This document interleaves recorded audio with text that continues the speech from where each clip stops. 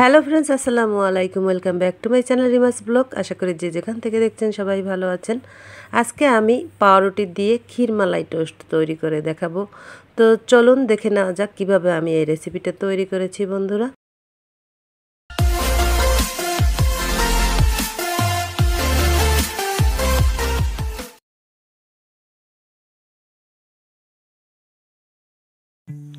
আর এই সহজ এবং ইয়ামি রেসিপিটা তৈরি করতে আমাদের এখানে দরকার পাউরুটি। আমি 4 পিস পাউরুটি নিয়েছি।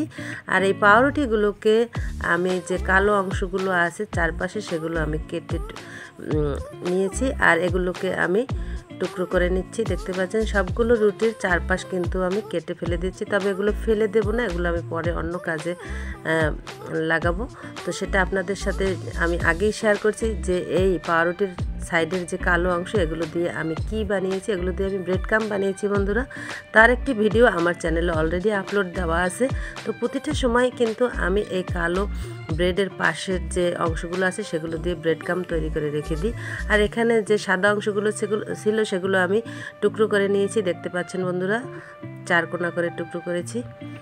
আর সবার ভিডিও দেখার আগে আপনাদের একটি কথা বলে রাখছি, আসলে ভিডিওগুলো টেনে টেনে দেখবেন না, অবশ্যই একটু ফুল ভিডিও দেখার চেষ্টা করবেন, তাহলে আমাদের ভিডিও রিচটা ভালো আসে।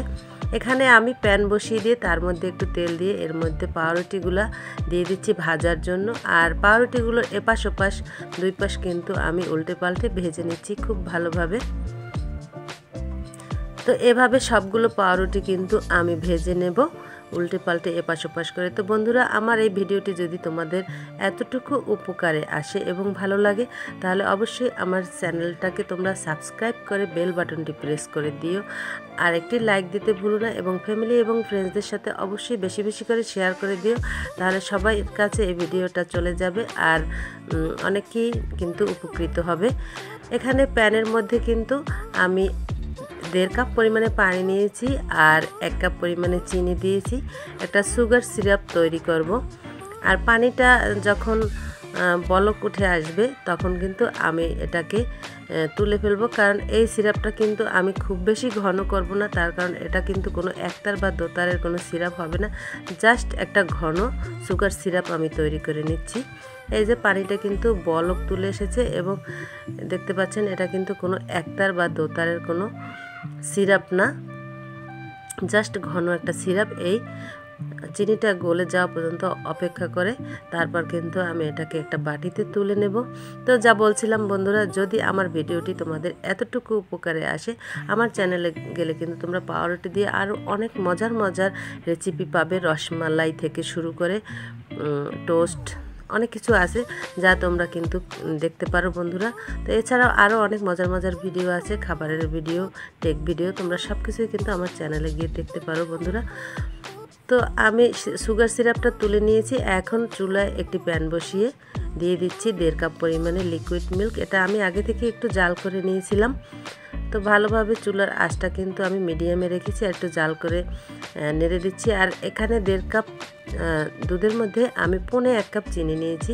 যেহেতু দুধটা অনেকটাই ঘন করব আমি, তাই চিনি এখন বেশি দেব না, তাহলে কিন্তু একদমই চিনি বেশি হয়ে যাবে। আর চিনিটা কিন্তু তোমরা তোমাদের স্বাদ মতো দিবে বন্ধুরা। আমি আমার স্বাদ মতো দিয়েছি। তো এ পর্যায়ে আমি 4টা এলাচ দিয়ে দিচ্ছি। তোমরা যদি এলাচের গন্ধটা ভালো না লাগে অন্য কোনো ফ্লেভারও তোমরা দিতে পারো, যে কোনো এসেন্স দিতে পারো। আর এখানে আমি 1.25 কাপের মতো কিন্তু গুঁড়ো দুধ দিয়েছি, দেখতে পাচ্ছ। আর গুঁড়ো দুধটা আমি ভালোভাবে এই লিকুইড দুধের সাথে মিশিয়ে নিচ্ছি নেড়েচেড়ে। এই পর্যায়ে কিন্তু চুলার আঁচটা মিডিয়ামে থাকবে বন্ধুরা। তো এভাবে নাড়তে নাড়তে নাড়তে নাড়তে ঘন একটা টেক্সচার তৈরি হবে, আর জালটা কিন্তু মিডিয়ামই থাকবে। তো যে সকল বন্ধুরা আমার চ্যানেলে আজকে নতুন এসেছো, আজকেই ভিজিট করতেছো, তাদের কাছে আমার অনুরোধ থাকবে তোমরা আমার চ্যানেলটাকে অবশ্যই সাবস্ক্রাইব করে দিও, ভিডিওটা ফুল দেখো আর একটি লাইক করে দিও। তোমাদের ফ্যামিলি এবং ফ্রেন্ডসদের সাথে অবশ্যই ভিডিওটা শেয়ার করে দিও বন্ধুরা। এখানে আমি ঘি দিয়েছি 1/2 চামচের মতো, সেটা একটু নেড়ে চেড়ে দিয়েছি। ঘিটা দিলে এর ফ্লেভারটা, ক্ষীরের ফ্লেভারটা খুবই ভালো আসে। আর এভাবে জাল করতে করতে প্রায় 10 মিনিটের মতো আমি জাল করেছি। দেখতে পাচ্ছ ঘন একটা টেক্সচার হয়ে এসেছে। এখন আমি এটাকে এই পর্যায়ে তুলে নেব। এর চেয়ে বেশি ঘন করলে কিন্তু একদমই শক্ত হয়ে যাবে উপরে উঠিয়ে ঠান্ডা করার পর। তাই এই গরম থাকা অবস্থায় আমি একটা বাটিতে তুলে নিচ্ছি। আর এই এতটা ঘনত্ব না রাখলে এটা পরে একদমই শক্ত হয়ে যাবে, যে দেখতে পাচ্ছ। এদিকে আমি সুগার সিরাপের মধ্যে আমার যে টোস্টগুলো করা হয়েছিল রুটি দিয়ে, সেগুলো আমি একটু ভিজিয়ে নিচ্ছি। কতটা ইয়াম্মি এই রেসিপিটা খেতে, তোমরা যদি একবার বাড়িতে বানিয়ে না খাও তাহলে কিছুতেই বুঝবে না।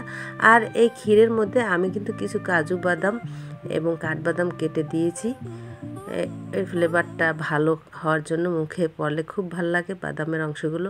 আর এভাবে একটা একটা টোস্ট কিন্তু আমি বানিয়ে নিচ্ছি। প্রতিটা টোস্টের ভিতরে কিন্তু আমি ক্ষীর দিয়ে আর একটা টোস্ট দিয়ে এভাবে কভার করে দিয়েছি। তো আজকে এখানেই বিদায় নিচ্ছি। তোমরা ভালো থেকো। আল্লাহ হাফেজ।